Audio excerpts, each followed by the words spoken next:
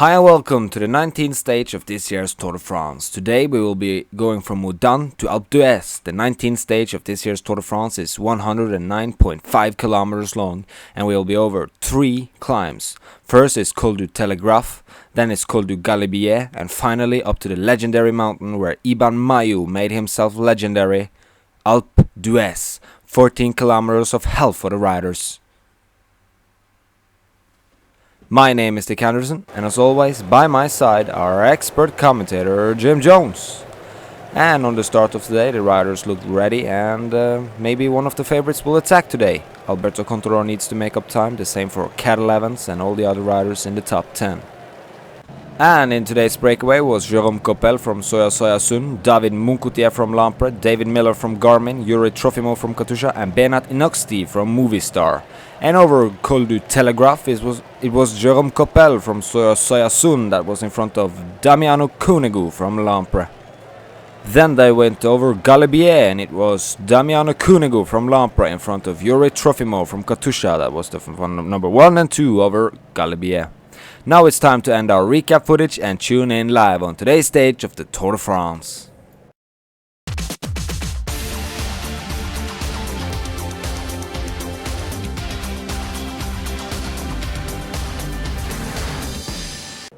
Hi and welcome back. It's 30 kilometers left for Coppel and Cunego's group. The second group behind them is 5 minutes and 30 seconds, and the third group is 7 minutes and 32 seconds. And the peloton is over 9 minutes behind now, Jim. Is this a stage that will be among the breakaway riders? Yeah, I think this will be a stage for the breakaway riders. They got a pretty good lead. It's downhill until the foot of Alpe d'Huez. And they'll at least start the climb with 7 minutes, I guess, at least. And I don't think they'll lose that much on the climb up to Alpe d'Huez. Jérôme Coppel and Damiano Cunego, pretty good climbers as well. So yeah, they are GC riders, and it's BMC doing the work in the peloton. Does this mean that Cadel will try to make up some time on Andy today? Yeah, make up some time, scare him a little bit with putting his team up there and pulling hard. So yeah, I expect Cadel Evans got good legs today, at least not poor legs. So is this could this also be a tactic if he has bad legs? If he just wants to have a strong pace all the way up to Alpe d'Huez and try to not have any attacks from the other favorites, or?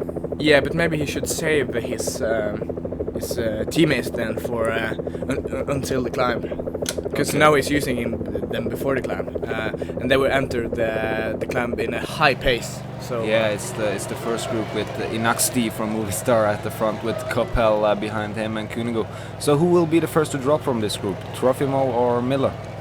I'm pretty sure Miller and Trofimov will drop about the same time. Yeah. Then it's let's say the Movistar rider. Okay. And then we'll see Jérôme Coppel and Damiano Cunego fighting for the win. Okay, so you don't have any faith in the peloton today then?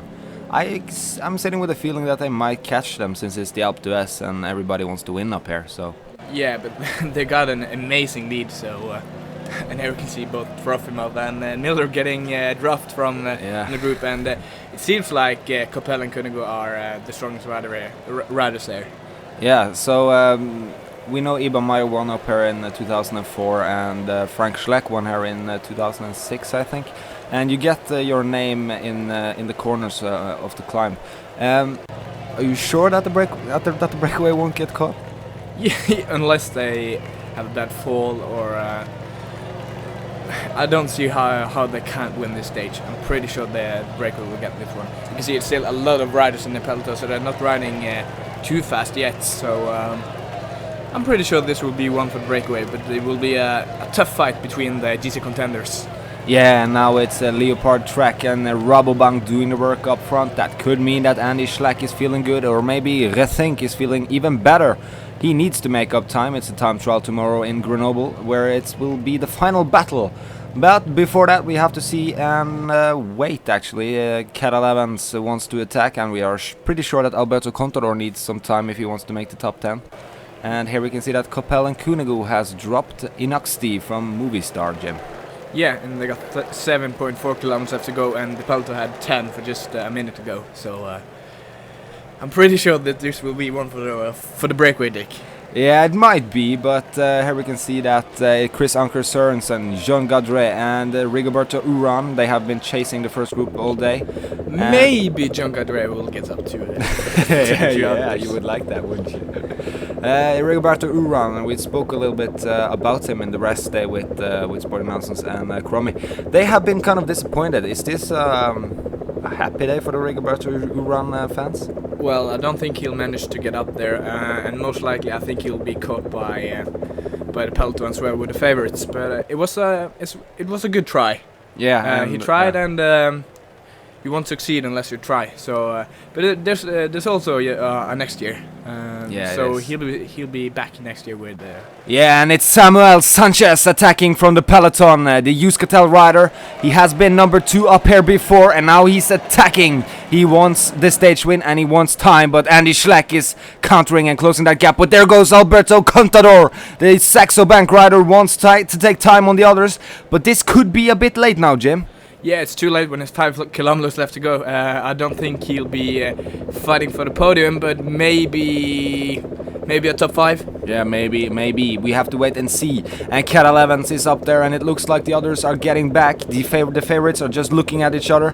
Nobody wants to drag anybody up to a victory or any time. You can see Andy Schleck dropping back in the group naturally. He don't want to do any efforts at the front. He just wants to defend himself today. And it's 1 kilometer left to go for Koppel and Künigo. Yeah, and there it's Jerome Koppel beating Künigo. It looks like he has been strong the entire day, and he can finally raise his hand above his head. He won up to Alpe d'Huez, a huge achievement, Jim. Yeah, chapeau. Chapeau to the Frenchmen. They get another stage win, but now we have to concentrate. Cadel versus Andy. Samuel Sanchez is attacking. No, he's sitting down. And it looks like Jean Gadret is getting dropped. Alberto Contador is coming at strong at the end. Now we will see. Cadel Evans is trying to break away, but Andy Schleck is advancing on the right-hand side of the road. And everybody else is gone. He's distancing his other companions. And Andy Schleck just played with them, Jim. It looks very easy. Could this be a warning sign for Cadel in tomorrow's time trial in Grenoble? Yeah, he's got more than 2 minutes, and he was certainly the strongest today. And this was a